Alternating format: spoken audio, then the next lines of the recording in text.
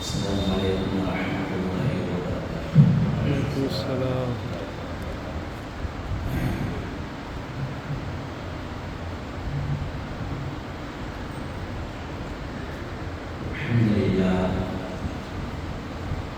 الحمد لله رب العالمين والعاقبة للمتقين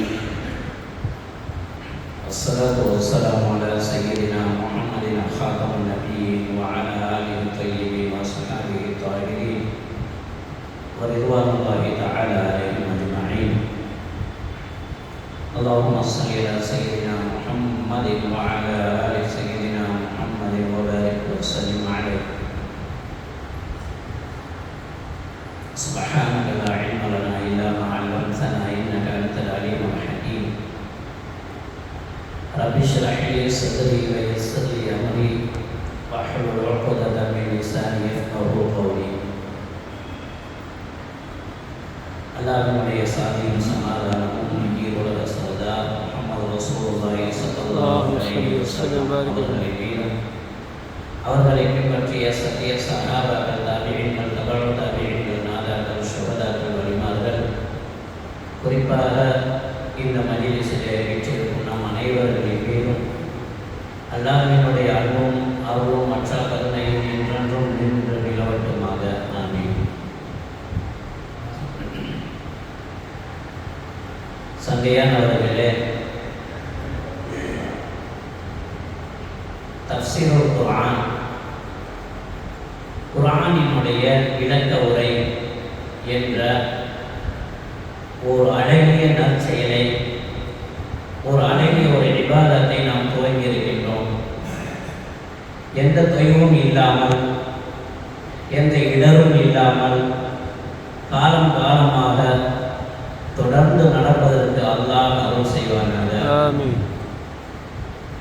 இந்த ரமலானை நமக்கு சாதகமாக சாட்சி சொல்லக்கூடிய, ஷஃபாஅத்து செய்யக்கூடிய ரமலானாக அல்லாஹ் ஆக்கி அருள் புரிவானாக. நாம் செய்யக்கூடிய அத்துணை இபாதத்துகளையும் அல்லாஹ் பொருந்திக் கொள்வானாக. சத்தியானவர்களே, இந்த தஃப்சீருல் குர்ஆனில் நான் எடுத்துக்கொண்ட சூரா ஹுஜராத். இந்த ஹுஜராத் சூறாவிலே ஒழுக்க மாண்புகளை பற்றி, ஒரு மனிதன் பிறந்ததிலிருந்து இறக்கும் வரை அவன் எப்படியெல்லாம் நடக்க வேண்டும், எப்படியெல்லாம் நடக்கக்கூடாது என்பதையெல்லாம் அழகான முறையிலே அந்த ஒழுக்க மாண்புகளை இந்த சூறா முழுவதிலும் அல்லாஹ் கற்றுத் தருகின்றான். அந்த சூறாவில் நுழைவதற்கு முன்பாக குர்ஆனை பற்றி ஒரு சில செய்தி. ஷஹ்ரு ரமலான் அல்லதி உன்சில ஃபீஹில் குர்ஆன், அல்லாஹ் கூறுகின்றான், இந்த ரமலான் எத்தகைய மாதம் என்பது தெரியுமா? உன்சில ஃபீஹில் குர்ஆன், இந்த ரமலான் மாதத்திலே தான் அல்லாஹ் குர்ஆனை இறக்கி வைத்தான். ஏன்? ஹுதல் லின்னாஸி வ பய்யினாத்தின் மினல் ஹுதா வல் ஃபுர்கான், மனிதர்களுக்கு முழுமையான வழிகாட்டியாகவும் தெளிவான அத்தாட்சிகளை, தெளிவான சான்றுகளை இந்த குர்ஆன் உள்ளடக்கியிருக்கின்றது.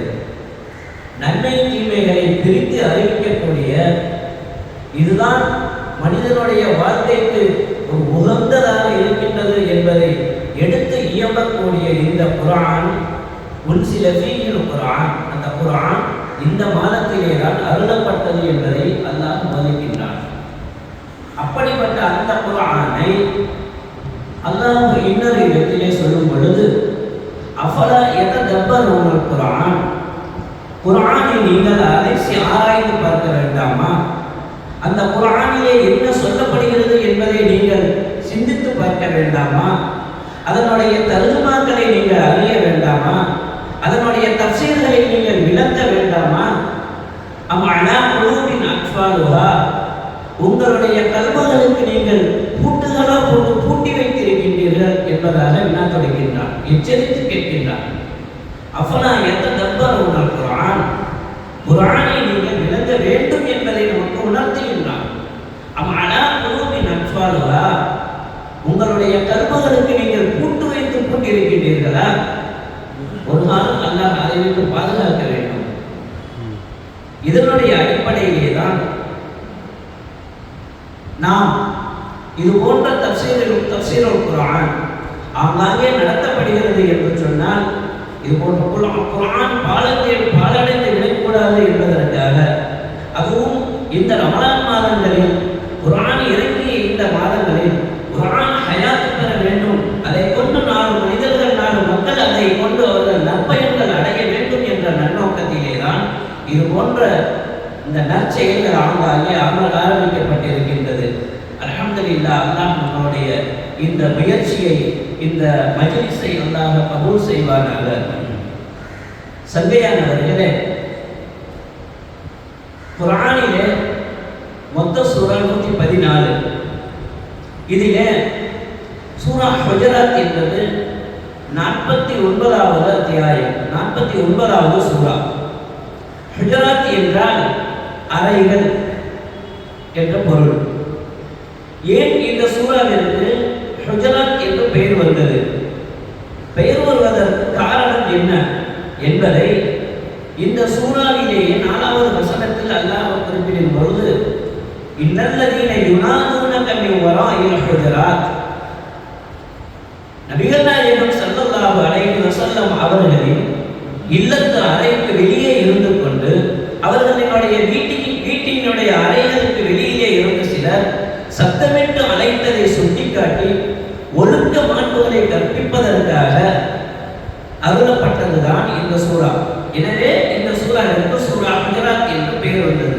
இப்படித்தான் ஒவ்வொரு சூறா இருக்குமே. இப்போ சூரா பக்ரான் இருக்கு.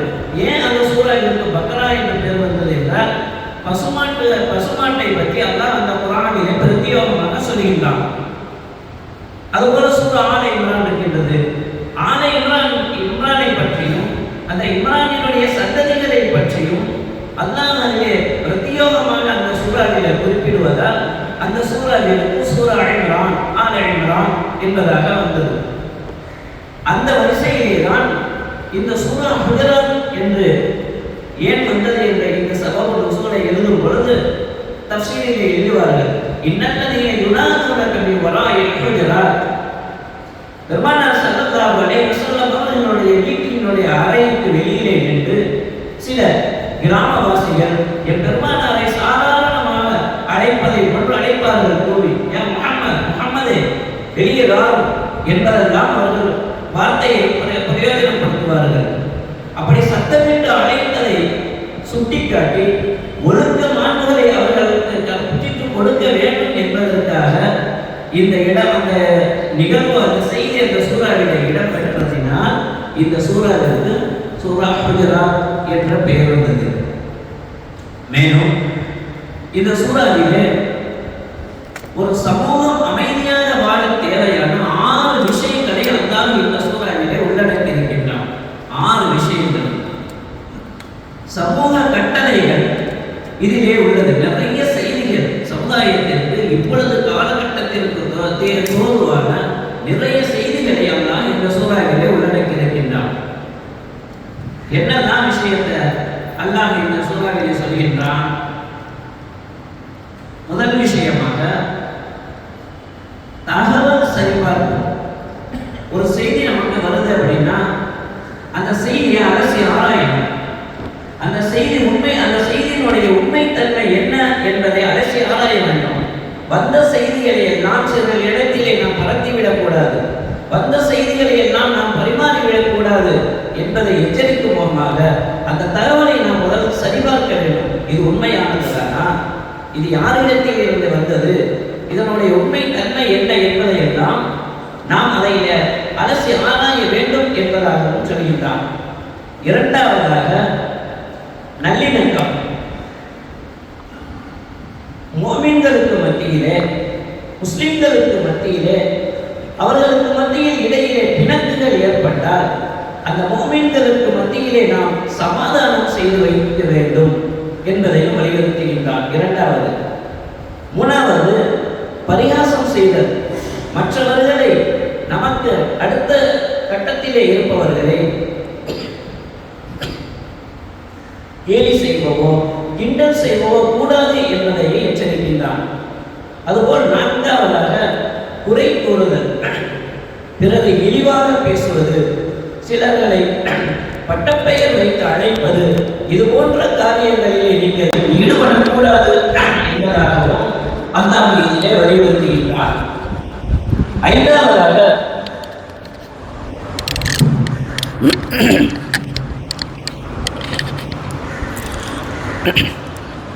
ஐந்தாவதாக ஒரு விஷயத்தை துருவி துருவி ஆராயக்கூடாது. ஒரு நன்மையான செய்தியாக இருந்தாலும், ஒரு தீமையான செய்தி, ஒரு கெட்ட செய்தியோ நமக்கு செய்தி வருது, இன்னார் இப்படி செஞ்சார், இன்னார் இப்படி செய்தார் அப்படிங்கிற ஒரு செய்தி வந்தால் அதை செவிமடுத்துட்டு அப்படியே போயிடணும். அதை விட்டுட்டு அதிலே மூக்கை நுழைத்து துருவி துருவி நீங்கள் ஆராய வேண்டாம் என்பதையும் போதிக்கின்றான். ஆறாவது விஷயம் புறம் பேசுதல். ஒரு சகோதரனை பற்றி அவர் இல்லாத இடத்திலே அவரை பற்றி நாம் தவறாகவோ அல்லது அவரிடத்திலே இருக்கக்கூடிய செய்தியாகவோ நாம் பேசுகிறது, இதிலேயும் நாம் எச்சரிக்கையாக இருக்க வேண்டும் என்பதை, இந்த 6 விஷயங்களை இந்த சூறாவிலே அல்லாஹ் ரொம்ப முக்கியமாக நம்மளுக்கு இதில் உபதேசம் செய்கின்றான். இதையெல்லாம் விட்டு தவிர்க்க வேண்டும் என்று. இதையெல்லாம் நாம் நம்மளுடைய வாழ்க்கையிலே எடுக்கும் பொழுது நம்மளுக்கு மத்தியிலே ஒரு ஒற்றுமையும் சமூகத்தினுடைய ஒரு ஒற்றுமையும் இதிலே நிலவும் என்பதை ஒரு அழகான முறையிலே தஃசீரிலே நமக்கு விளக்கம் தருவார்கள். இது மட்டுமல்ல, இந்த சூறாவிலே இந்த 6 விஷயத்தை பிரத்யேகமாக சொல்லப்பட்டும் இன்னும் பல தகவல்களை இந்த சூறாவிலே அல்லாஹ் கூறுகின்றான்.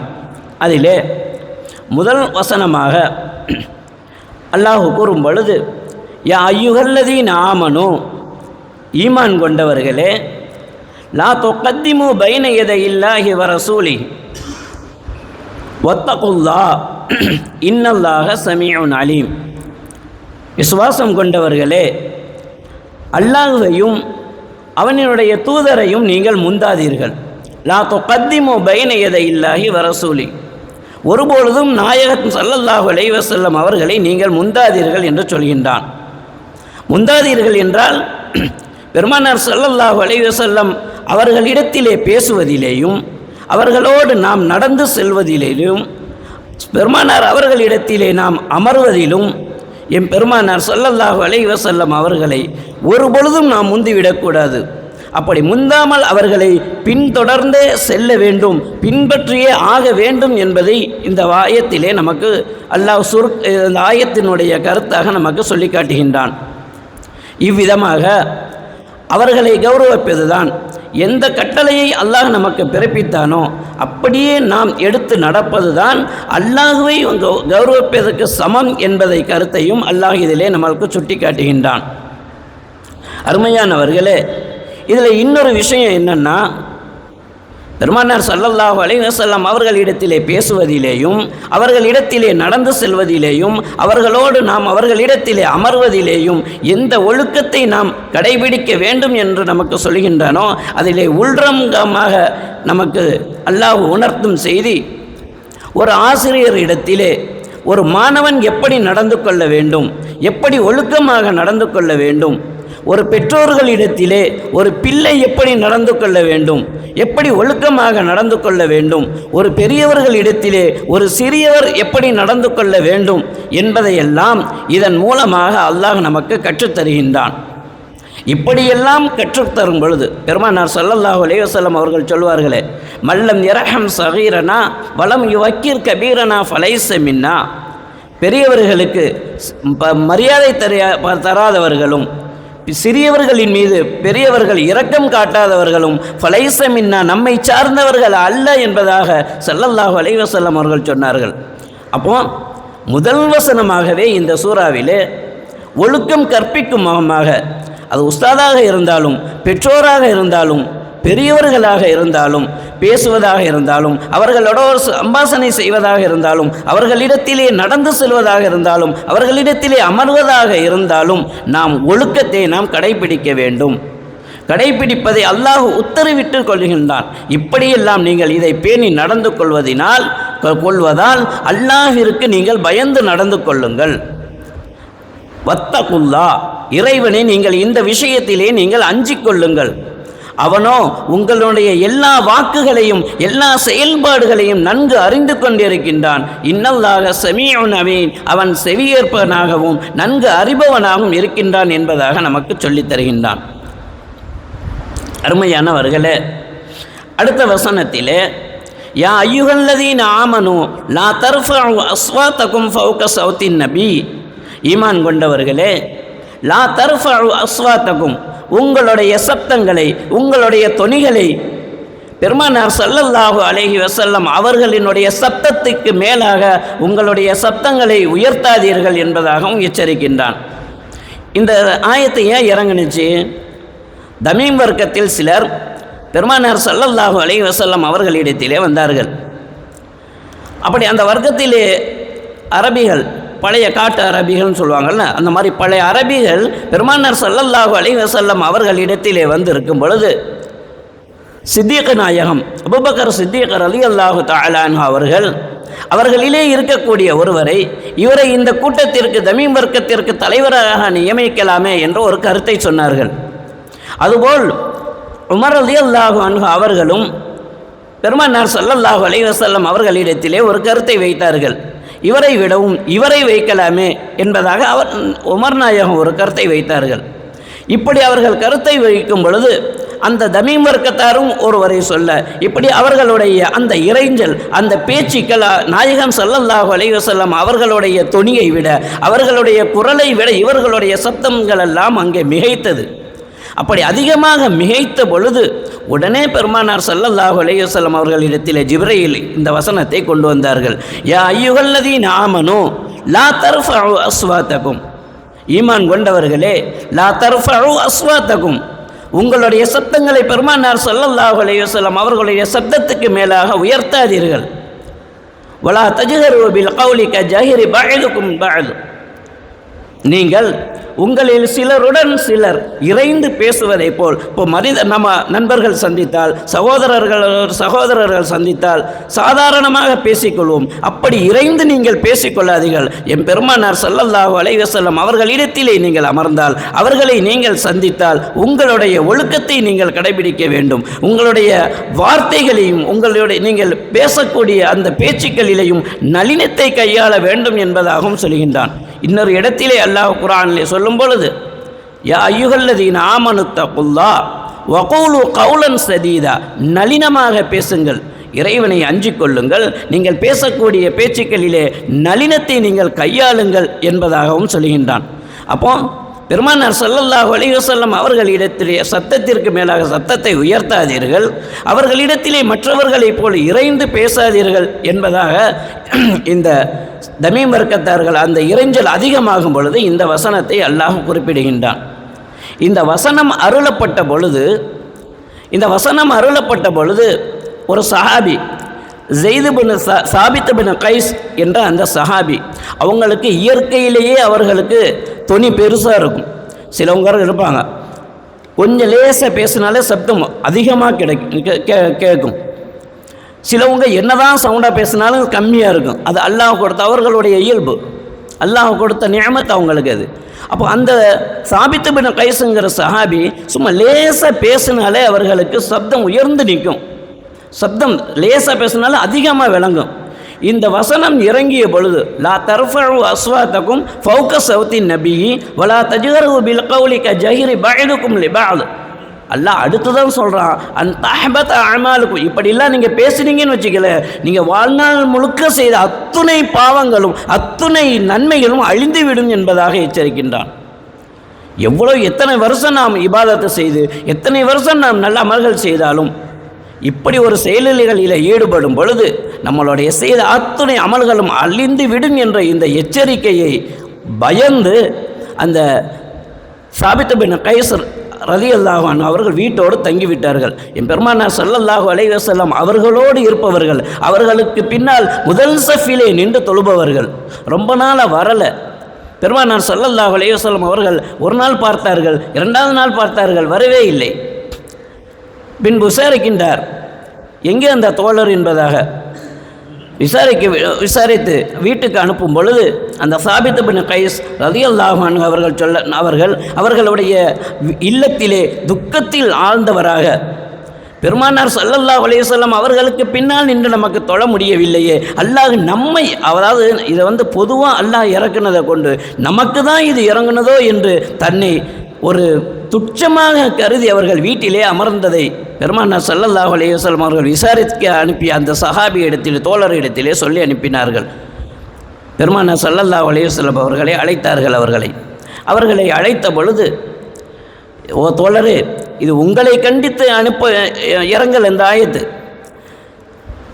உங்களுக்கு இயல்பாகவே குரல் பெரிய குரல், உங்களை கண்டித்து இருப்ப நீங்கள் சொர்க்கவாதி என்ற சுப செய்தியை பெருமானார் ஸல்லல்லாஹு அலைஹி வஸல்லம் அவர்களிடத்தில் சொன்னார்கள். யா ரசூலல்லாஹ், இப்படி ஒரு வசனம் இறங்கிய பொழுது என்னுடைய அமல்கள் எல்லாம் அழிந்து என்னுடைய அமல்கள் எல்லாம் பாழாகி நான் நரகவாதியாக ஆகிவிடுவேனோ என்ற அந்த அச்சத்தினால் தான் நான் என்னுடைய இல்லத்திலே தங்கினேன். நான் என்னுடைய இயல்பாக நான் பேசி என்னுடைய குரல் உங்களுடைய குரலுக்கு மேலாக அது உயர்மையானால் என்னுடைய அமல்கள் எல்லாம் பாதிக்கப்பட்டு விடும், பாழாக்கப்பட்டு விடும் என்ற எண்ணத்திலே தான் நியாயகமே தங்கினேன் அவங்களுடைய குறையை அங்கே சொல்லிட்டு காட்டினாங்க.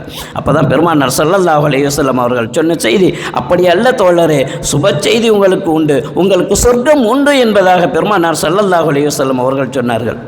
அன்றிலிருந்து அவர்களும் அவர்களை போன்று பெரிய துணிகள் இருக்கக்கூடிய அத்துணை சஹாபாக்களும் அவர்களுடைய வாழ்க்கையிலே ஒரு நாள் கூட அவர்களுடைய குரலை உயர்த்தியதில்லை என்று தஃப்சீரிலே எழுதுகிறார்கள்.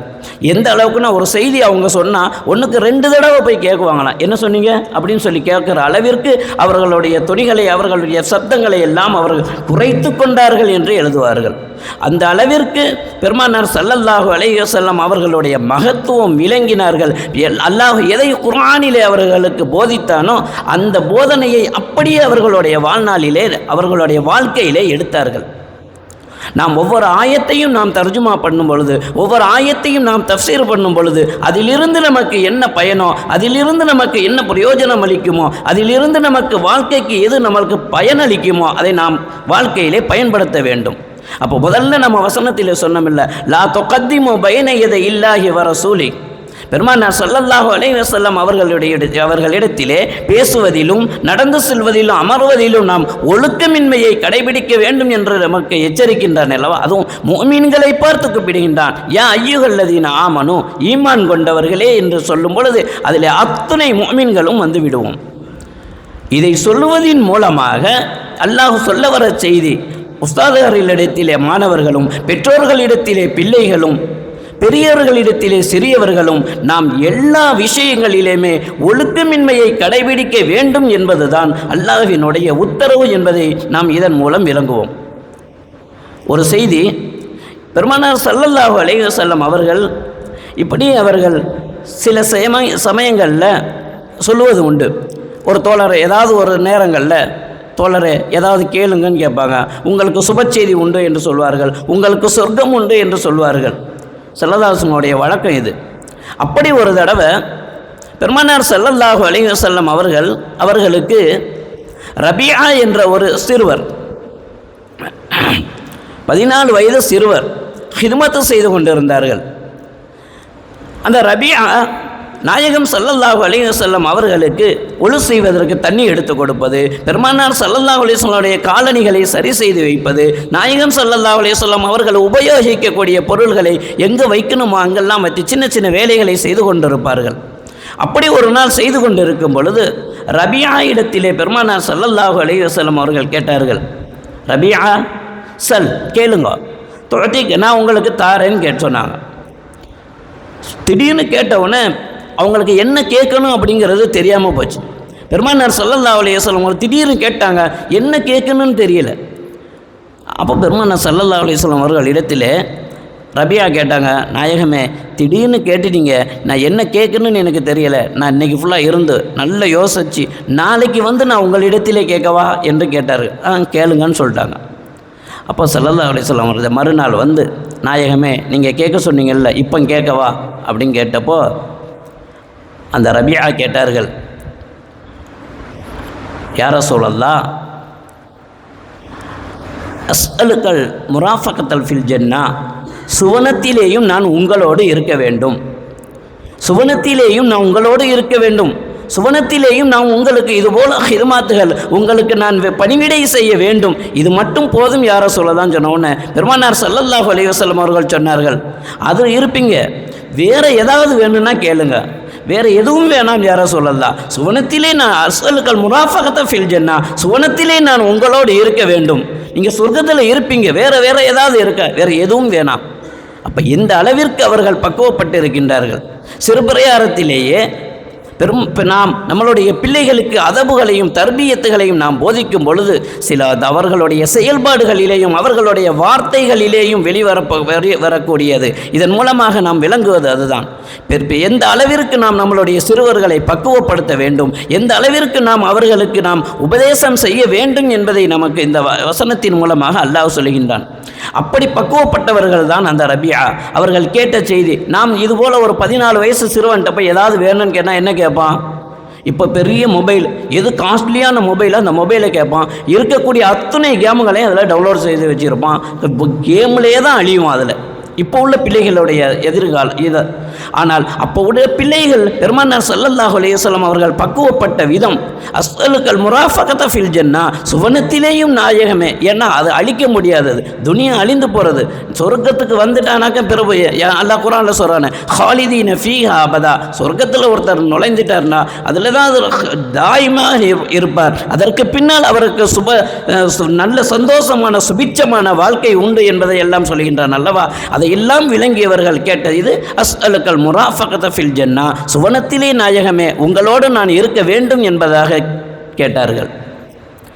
அப்போ பெருமானார் ஸல்லல்லாஹு அலைஹி வஸல்லம் அவர்கள் சொன்ன செய்தி, அப்படியா நீங்கள் என்னோடு இருக்க வேண்டும் என்றால் அக்ஸரு சுஜூத், நீங்கள் சுஜூதை அதிகமாக்கி கொள்ளுங்கள். அப்படின்னா நீங்கள் ஐவேளை தொழுகையை தவறாமல் தொழுங்கள், நஃபிலான உபரியான காரியங்களை அதிகமாக சுஜூது செய்யுங்களுடைய நோக்கம், நீங்கள் உங்களுடைய வாழ்க்கையிலே தொழுகையை நீங்கள் முழுக்க நீங்கள் கடைபிடியுங்கள் என்ற அந்த செய்தியை ரபியா இடத்திலே பெருமானார் ஸல்லல்லாஹு அலைஹி வஸல்லம் அவர்கள் சொன்னார்கள் என்ற அந்த செய்தி நமக்கு தெரிகின்றார்கள்.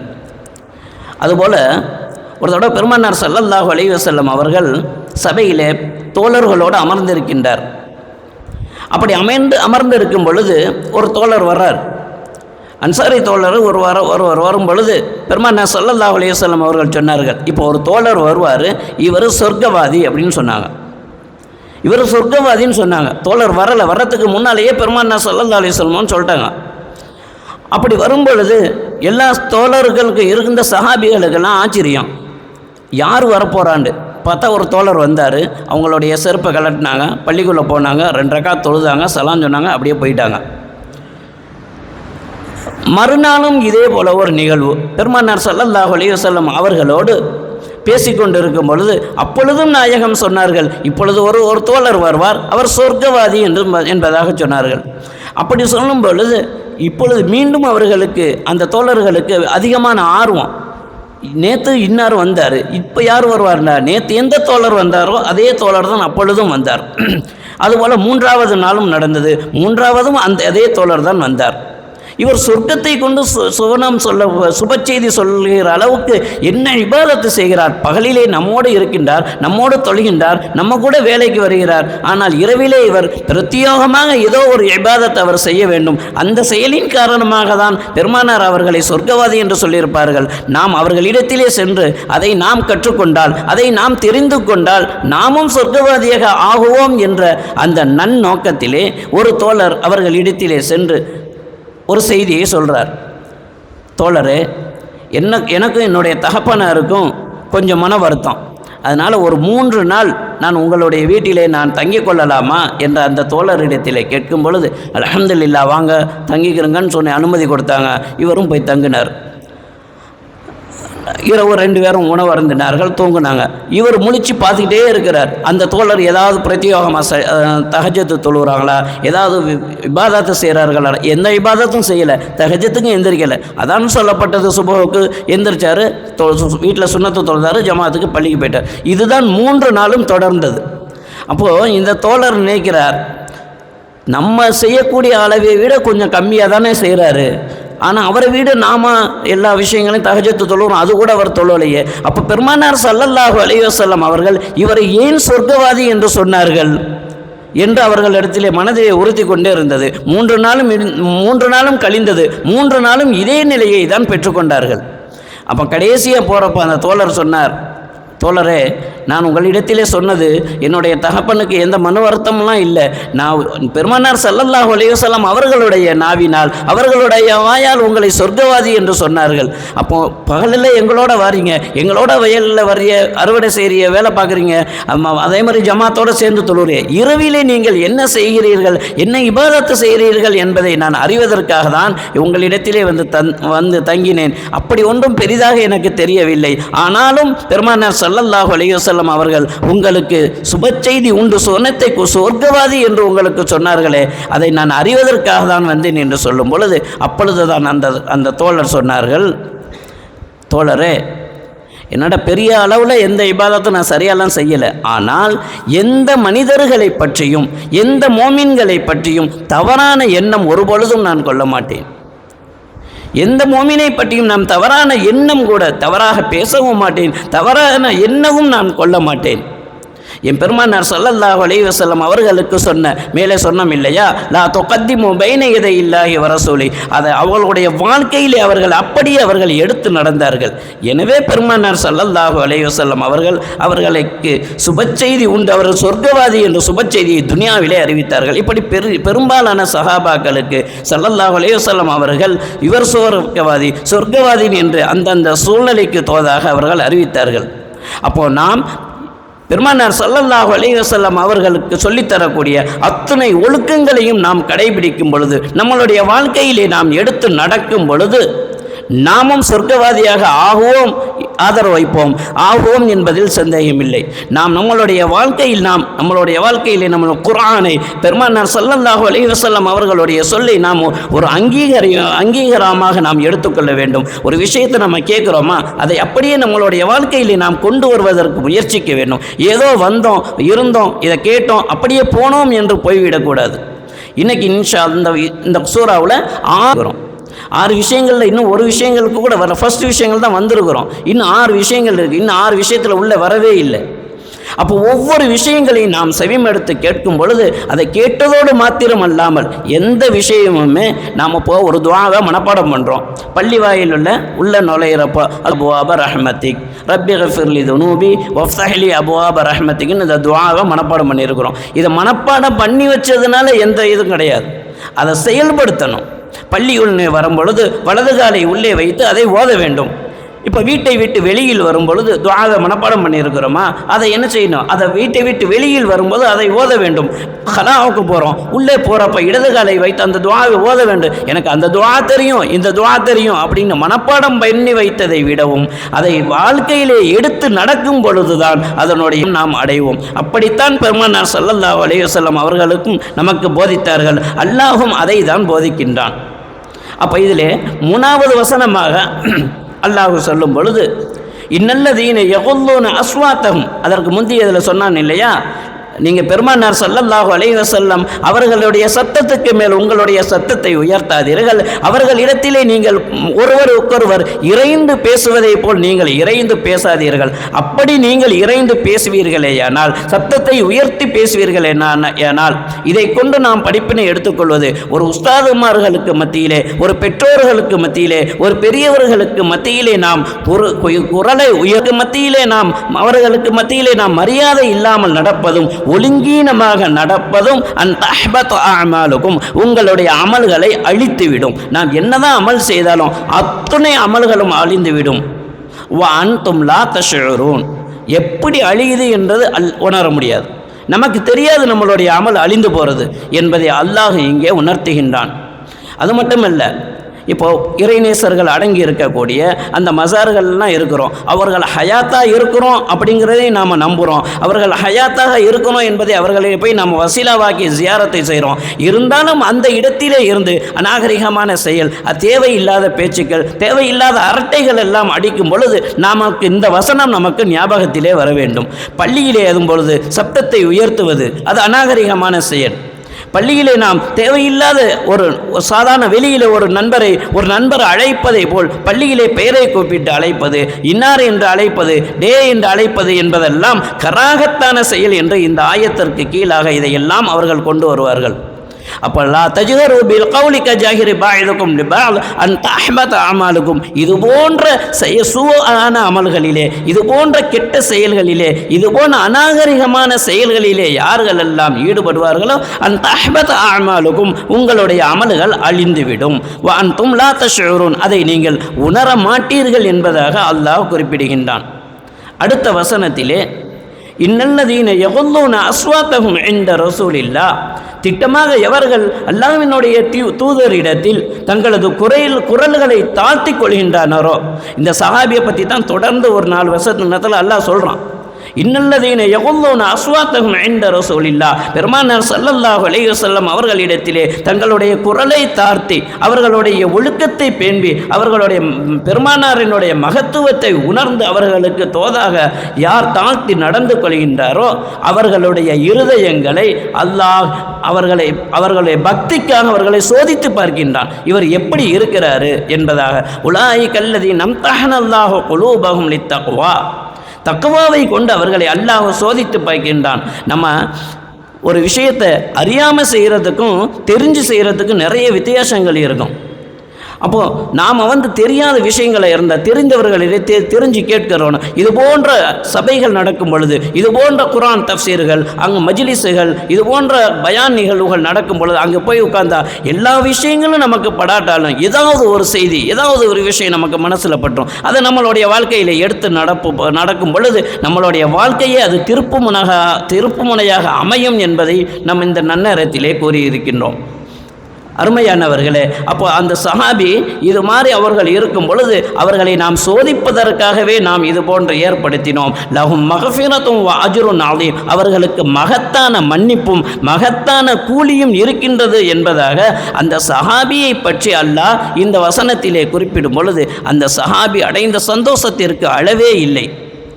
அந்த அளவிற்கு அவர்களுடைய சந்தோஷத்தை வெளிப்படுத்தி ஸல்லல்லாஹு அலைஹி வஸல்லம் அவர்களுடைய வாயால் சுவனவாதி, இவர் சொர்க்கவாதி என்ற அந்த நற்செய்தியையும் அவர்கள் சுப செய்தியையும் பெற்றார்கள் என்று இந்த வசனத்தின் மூலம் நமக்கு தெரிகின்றது.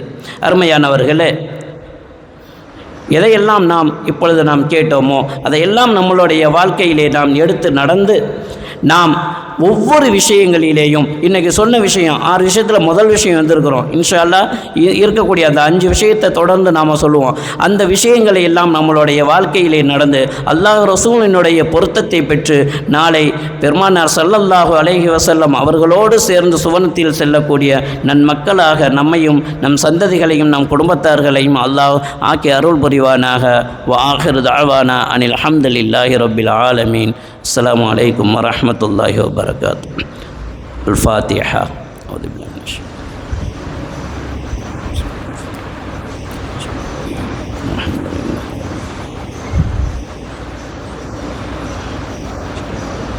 ஷைத்தானிர் ரஜீம்.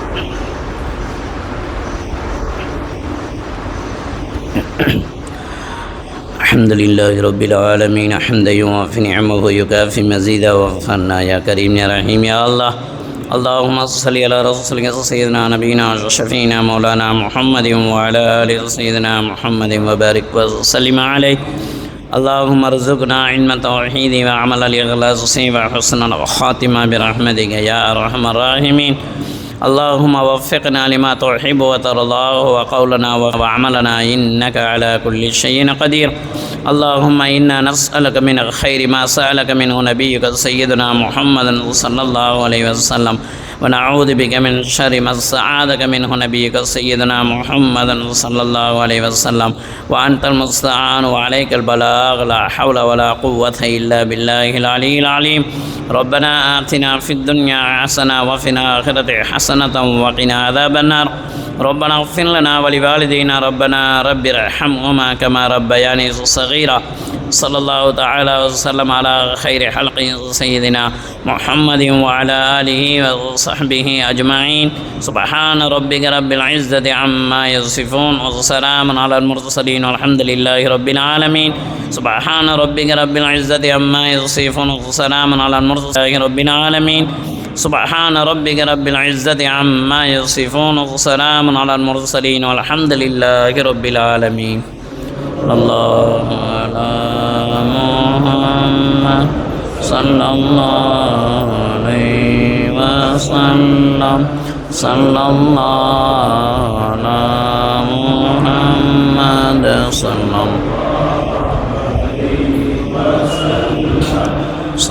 الله